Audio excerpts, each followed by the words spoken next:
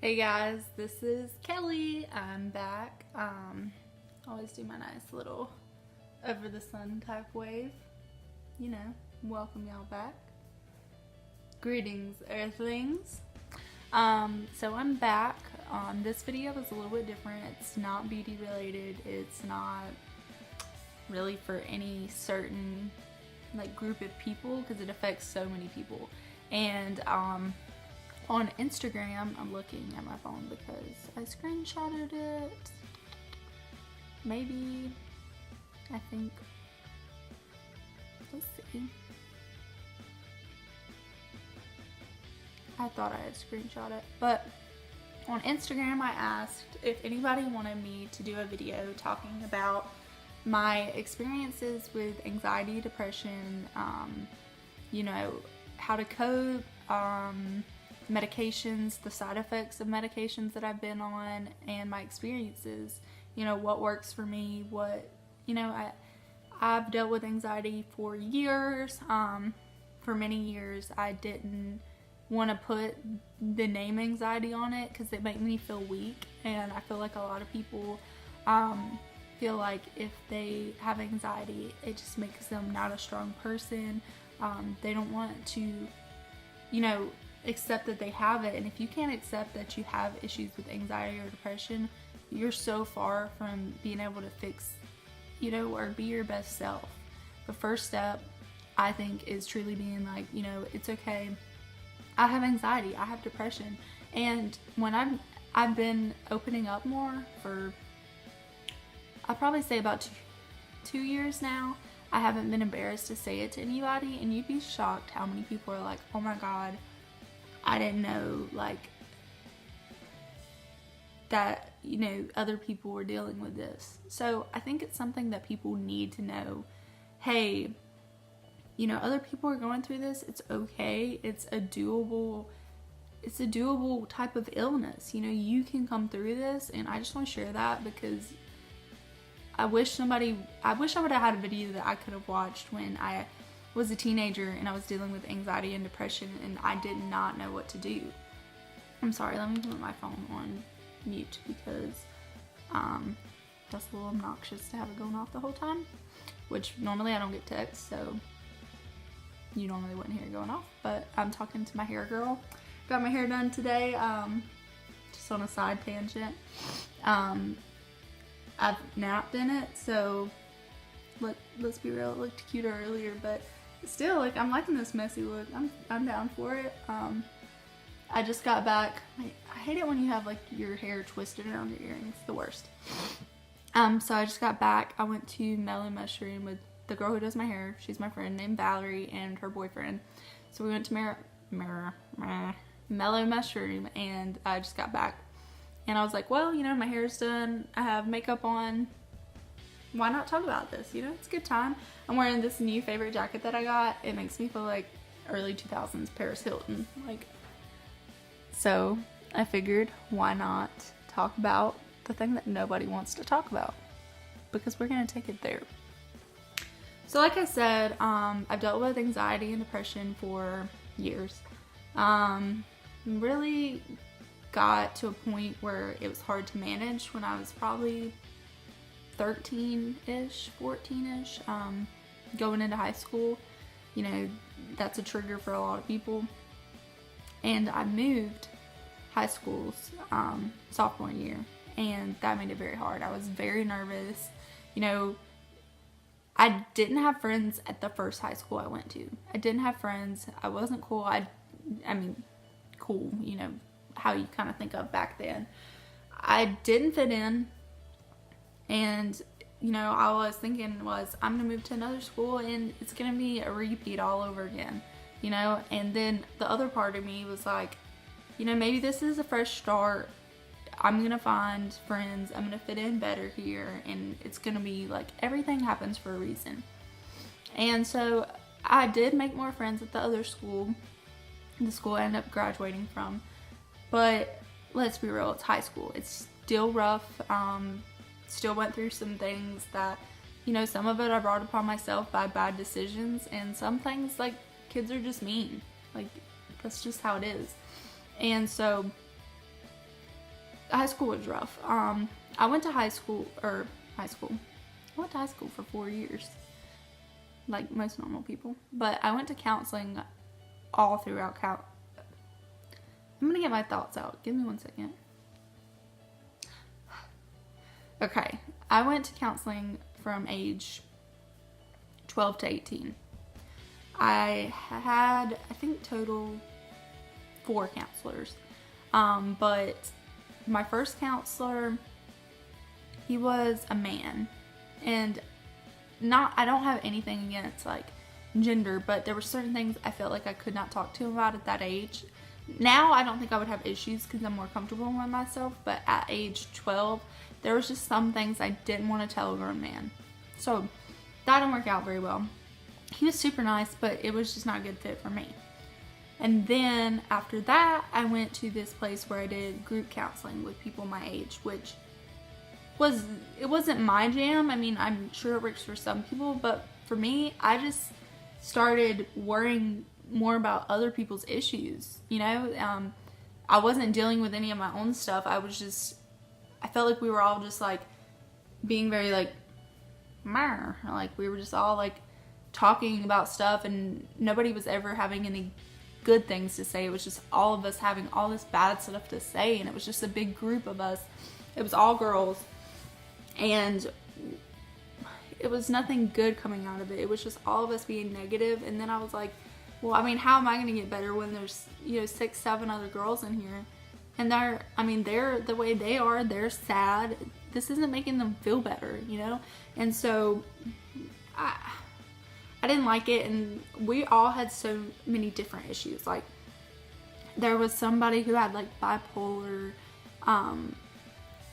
I think one person was schizophrenic. I mean, it was like a very, like, wide range of issues. It's not like we were all on the same level of, like, hey, I have anxiety, I tend to be depressed. Like, it was a weird mix. And then our counseling sessions were only like an hour, and there's like 6 or 7 of us. Like, that doesn't give you time to talk or work through anything. It just wasn't a good fit for me. Not saying group counseling is not, I'm sure it's effective in some situations, but you have to find what's best for you. If you hear anything throughout this whole video, just understand that what works for you may not work for other people, and what may work for other people may not work for you. So you have to figure out what's the best thing for you that's going to make you happy and make you wake up in the morning and not feel sad, not want to cry. I mean, you have to do whatever it takes to get yourself in a good place mentally. So I went to counseling. I went to another girl who, after the group counseling, that she was like the way you would imagine like a counselor to be, like, not in the good way. Like, she had a sandbox that she made me play in with, like, action figure type things, where she would make me act out my feelings through these action figures in a sandbox.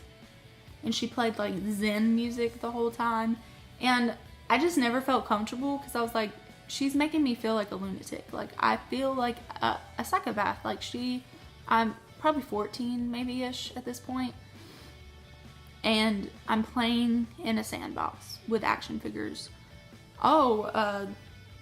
This is somebody at school, and this is me, and they said this, and I felt like this. Like, I was old enough where I felt like I could have just talked. Like, I didn't need to be role-playing, like, I was past that. Like, for little kids maybe, but she treated me like I was a child, like, really young. Did not vibe with her at all. She didn't say really anything during counseling. She would just be like, and like write on her pad, and just keep writing. And I'm like, okay, so like, what does that mean? What am I feeling, And she was like, you need to self-reflect. That's what you need to do in here. And I'm like, I can do that at home. Like, I need to talk to somebody. I need to bounce ideas off someone. I need someone to hear me and say, you're feeling this way because this is going on, this is going on. You need to do this, this, and this. Like, that's what a counselor is. Y'all are like a team. So, you know, me and our sandbox had our time together. So by the sandbox, and I went to the love of my life counselor. She was amazing. She was younger, which I felt like I vibed with better. She was probably in her late 20s, early 30s, and she was just so down to earth. When I went and talked to her, I didn't feel like I was sitting talking to someone who was, you know, taking notes about me being a psychopath, or, you know, me being so weird because I feel all these type of ways. Like, she was somebody I could relate to, and she opened up to me about stuff that she had dealt with as a person. Like, I could see her as a person, not as a figure that I'm talking to that's telling me, hey, you know, this is gonna be good for you, but I've never experienced it. I feel like for you to really be able to relate to somebody, you have to experience the problems, and she was great. I went to her for about 4 years, from like 14 to 18. I saw her every week, and I mean, she was amazing. She helped me so much. She helped me, I mean, just little stuff, you know, people say mean stuff to me at school, or I'm the person that I take stuff so hardly. I like little things, like people ignoring me, it hurts my feelings. Like, I cannot roll it off my back. It eats me alive. And, you know, everybody's different, and she just helped me so much, and she talked to me, and, you know, at a time where I didn't feel like I had anyone to talk to, I really looked forward to our appointments every week. And she, you know, she told me, you know, you need to go on medication. You know, your brain is not working the way it's supposed to. Like, there's a reason that you're feeling this way. You know, your chemicals are, I don't know how to exactly explain it because I don't really understand it all quite thoroughly. I'd like to do more research on it. But there's a chemical, it's not a balance, a chemical imbalance when you have anxiety and depression. I would say not everyone who has anxiety has a chemical imbalance, but to the point where I did, where I just woke up every day feeling hopeless. I didn't want to be alive, you know, and that I hated it when anyone would say, you know, there's something chemically wrong in your brain. I'm like, I am fine. I'm just a teenager. I'm going through stuff. I'm fine. I'm a teenage girl. I'm hormonal. I'm fine. There's nothing wrong with me. It made me so angry anytime somebody tried to offer the idea of medication. And so I was going to counseling, and it was helpful, but I was still in such a bad place because my brain does not work the way that normal people's brain does.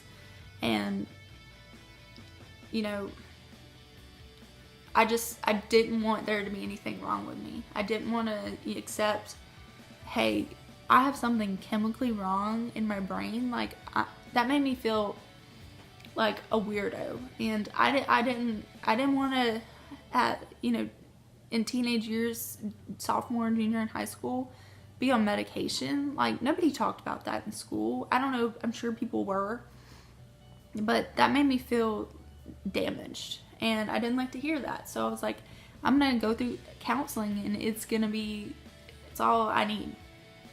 And so it was my junior year. I made a bad decision. You know,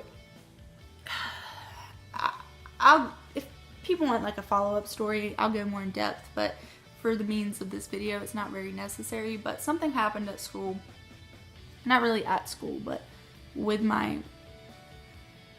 the people I went to school with, that people found out about something, and everyone was talking about it. And at that point, I was so embarrassed. I felt so crushed, and I was already dealing with depression, and I was just done. I did not know how to cope with it, and I was crushed when somebody texted me and said, hey, I saw this about you. I saw that text and my heart dropped. I was a mess. I got it at work. I worked at McDonald's then. I went home. I texted my friend and was like, you know, I'm a piece of shit, basically. And I tried to take a bunch of Tylenol. But I told my friend not because I wanted attention, because I wanted to be saved. And I think that when people are thinking about committing suicide and, you know, they let somebody know, they always get portrayed as attention seeking. And that wasn't it at all. I really had intentions of wanting to die, but at the same time, I wanted someone to save me so badly, you know. And so, of course, she let the right people know, and I got involuntarily committed to the hospital. I obviously did not die. I did not take enough.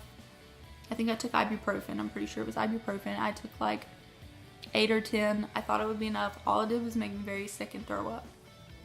And so I'm involuntarily committed in the emergency room. And, you know, it's hard to explain if you've never went through it. But you go in and basically they say, you know, this person is having suicidal thoughts. And so everything got stripped off of me. I took it off. They didn't, like, you know, take my clothes off. But I had to take all of my stuff off, all of my personal items. And I was in paper scrubs. That's literally a thing. So you can't harm yourself. You know, you don't have a way to harm yourself. And so they took away all my personal items. I couldn't have my cell phone because, you know, if you're dealing with something and it's in the world of cyber, you know, dealing with something to the point where you want to kill yourself, and, you know, maybe there might be someone texting you, like, furthering that feeling, they want to cut that out. So I was put into my paper scrubs. They take everything basically out of the room because they can't leave any tubes or anything like that, because obviously you could use that to harm yourself.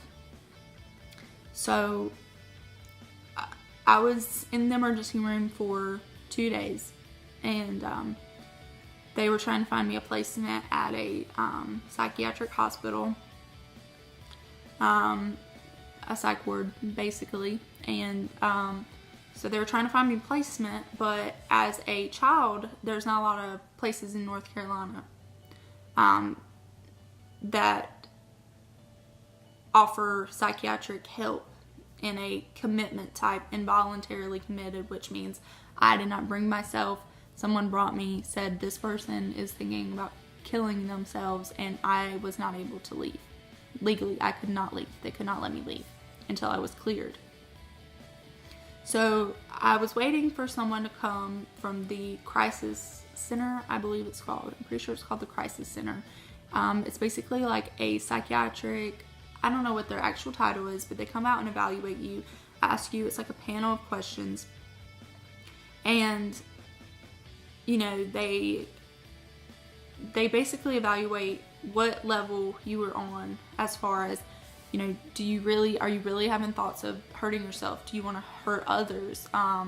Did you attempt to hurt yourself? I mean, it's like a long list of questions. So I'm waiting for a placement at a psychiatric hospital, and hospitals actually have to accept you. Like, you don't just get put somewhere, they have to accept you as a patient. And I kept getting denied places. I don't know exactly why, they don't tell you, but I kept getting denied at multiple hospitals.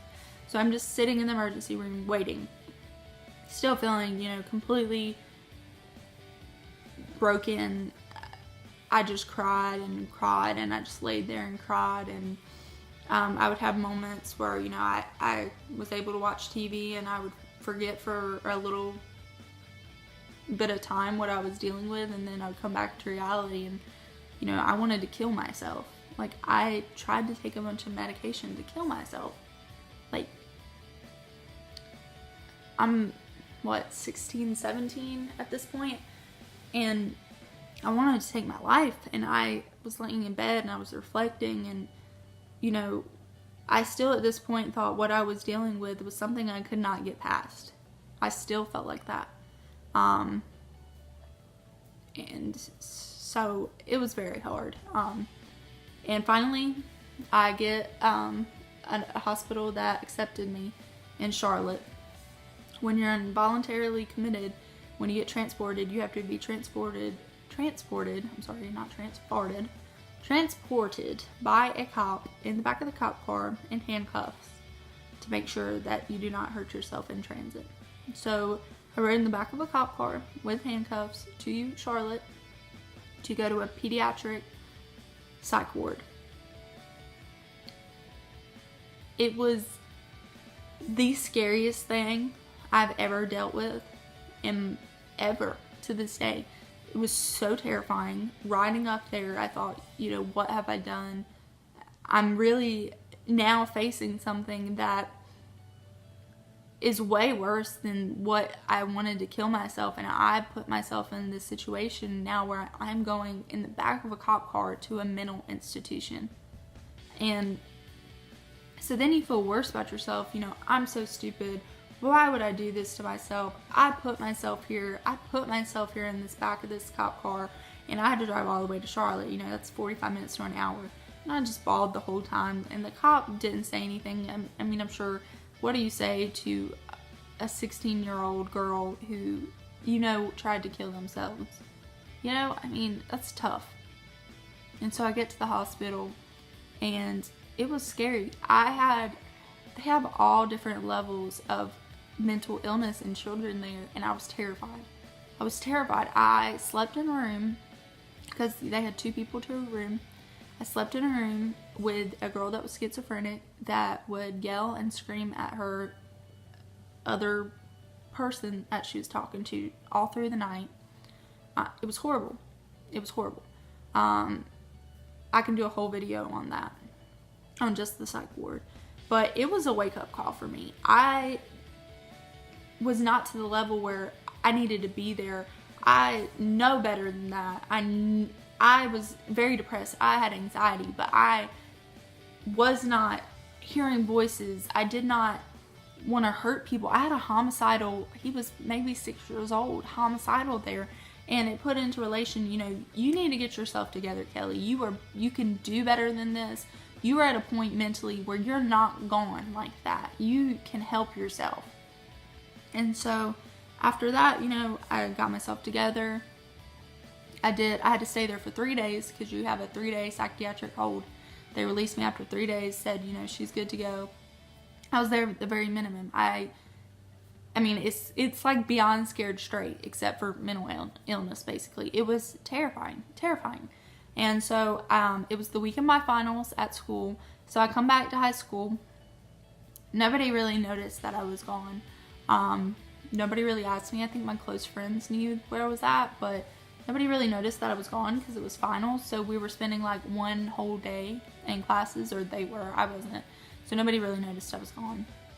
So I come back, I have to make all my finals up, and in the back of my head, I'm still dealing with the issue that's, sent me to that place anyways at school. And, I made it through it, and reflecting back, it was the most stupidest reason. There's no good reason to want to kill yourself. There's none. There's nothing that you cannot get past. But this was so small in the scope of life, and I thought I could not get past that. And it's just sad looking back. I just wish I could talk to I know people say that, but I really do wish I could talk to my younger self and as in the future and say, you are going to make it through this. You are going to be successful, Excuse me.